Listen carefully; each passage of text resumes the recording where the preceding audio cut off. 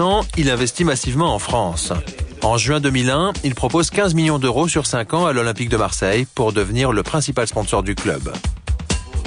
Marseille voyagera avec un avion décoré à ses couleurs pour chaque déplacement à l'étranger. Ami des footballeurs, Khalifa associe volontiers show business et opérations humanitaires. En février 2002, suite à de terribles inondations qui viennent de faire 1000 morts à Alger, il emmène sur place et à ses frais une cinquantaine de célébrités françaises. Officiellement, il s'agit d'assister à un match entre l'Olympique de Marseille et l'équipe d'Algérie, le tout en solidarité avec les victimes des inondations d'Alger. Ces images sont filmées et commentées par la télévision de l'Olympique de Marseille. But d'Ibrahima Bakayoko à la 42e minute, alors qu'on voit du beau monde dans le public. Et Gérard Depardieu qui est venu, ainsi que Catherine Deneuve, sous les yeux du président Bouteflika, qui recevra à la fin de la rencontre la délégation marseillaise, ainsi que toute la presse régionale et nationale. Attention à cette première occasion pour... Le soir du match, au lieu d'emmener Deneuve et Depardieu voir les victimes des inondations, Rafik Khalifa leur propose un dîner officiel avec le président Bouteflika. Le lendemain, nos acteurs se retrouvent à la une de la presse algérienne, un bon coup de pub pour le régime. Décryptage de l'opération par un ancien haut dirigeant algérien aujourd'hui dans l'opposition.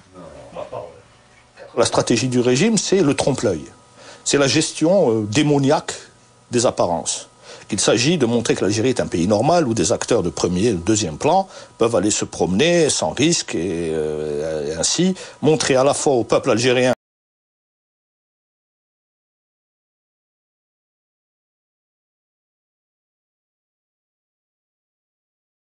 que son régime est apprécié par les grandes stars du cinéma international et montrer au peuple français que ces stars, ces acteurs, actrices peuvent aller en Algérie qui est un pays totalement fréquentable. Reste à comprendre pourquoi ces stars se sont prêtées à une telle opération de communication. Malgré plusieurs demandes, Gérard Depardieu n'a pas souhaité répondre à nos questions. Ce qu'on sait aujourd'hui, c'est qu'il s'engageait à l'époque dans un business avec Rafik Khalifa en Algérie, racheter des vignes dans l'ouest du pays. Quant à Catherine Deneuve, que faisait-elle dans cette aventure ? Contactée, l'actrice française nous rappelle à Canal+. Elle affirme qu'elle s'est rendue en Algérie gratuitement par gentillesse, qu'elle a été contrainte d'assister au dîner officiel avec le président Bouteflika alors que ça n'était pas prévu et qu'elle est contrariée que sa présence ait pu être exploitée politiquement. Rafik Khalifa, lui, est content. Ce jour-là, il a réussi son coup. Les stars, ça marche. De retour d'Alger, toujours avec Gérard Depardieu, Rafik Khalifa inaugure la nouvelle voiture de course de Paul Belmondo qu'il sponsorise. On s'est rencontrés et j'ai vu Monsieur Khalifa et il a plongé tout de suite. C'est fantastique d'avoir des gens comme ça qui sont motivés par le sport. Mais sa plus belle opération, Khalifa la monte au printemps dernier avec le film Astérix et Obélix. Le 27 avril, plusieurs stars du film décollent pour Alger dans un Airbus de Khalifa Airways. Sur place, un convoi officiel les emmène vers une luxueuse résidence gouvernementale. Vive l'Algérie! À l'intérieur, ils retrouvent Gérard Depardieu. Pendant une semaine, Astérix doit être projeté gratuitement en Algérie. Les autorités affirment que 200 000 enfants vont pouvoir en profiter. 200 000 enfants, tu vas voir, parce qu'il a fait le ministre de la Solidarité, c'est extraordinaire. Tu as l'homme, tu as un Boutef. Ah ouais, s'il vous plaît. Ali Benflis, le Premier ministre algérien, accueille ses invités pour déjeuner. Ah oui, d'accord.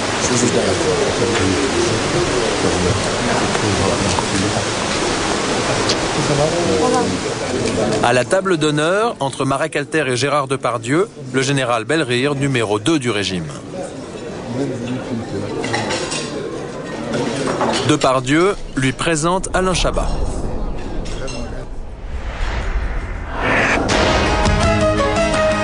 L'après-midi, nos acteurs dévoilent l'opération Astérix à la presse algérienne. Et je trouve que nous faire plaisir, en plus en ajoutant le sourire d'un enfant, J'ai pensé que c'était bien aussi pour mes amis et moi-même. C'est uniquement pour ça. Oui. D'autres actions, à part les enfants. D'autres actions Qui n'ont pas la relation avec les enfants. L'agriculture, Puis le commerce. J'ai amené avec moi 2-3 hommes d'affaires qui sont en train de faire des affaires avec le ministre de l'Agriculture, qui est un homme absolument formidable, qui a un programme extraordinaire et qui, j'espère, réussira son programme. Merci. Dans la soirée, dans le principal cinéma d'Alger, le film est bien à l'affiche, mais surprise, la salle est quasiment vide. Quant aux acteurs, ce soir-là, ils font la fête dans un grand hôtel d'Alger, toujours avec le général Belrine.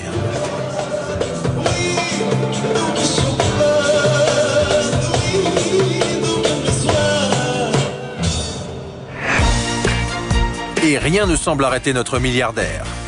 Un mois après la fête d'Alger, sous prétexte d'inaugurer Khalifa Jet Team, sa nouvelle patrouille de chasse privée, il invite le tout Paris médiatique à faire la fête dans l'une des boîtes les plus branchées de la capitale.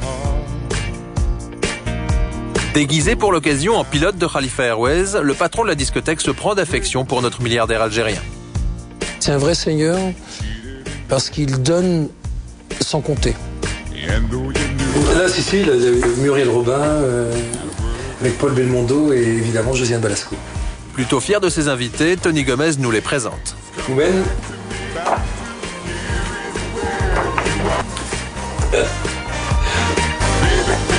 Vous les connaissez évidemment, Daisy et Karl.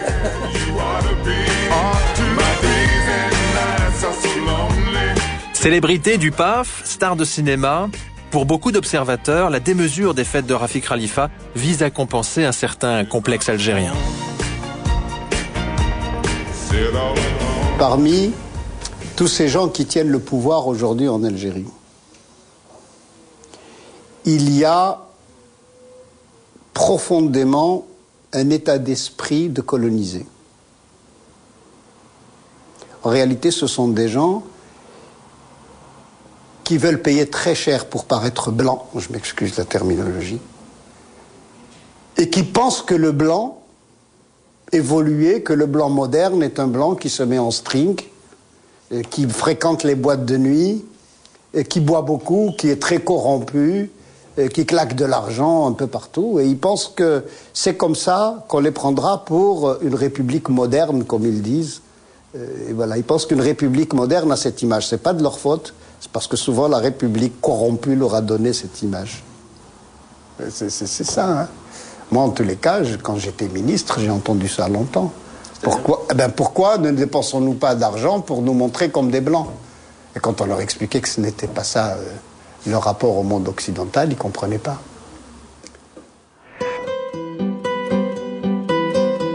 Rafik Abdelmoumen Khalifa serait-il un enfant de la Chichi, la bourgeoisie d'Alger qui rêve d'imiter l'Occident? Comment a-t-il pu réaliser en quelques années seulement un chiffre d'affaires de plus d'1 milliard d'euros et faire autant de business dans un pays entièrement contrôlé par les militaires? Ces questions, nous aurions voulu les lui poser, mais comme la plupart des journalistes, il a refusé de nous rencontrer.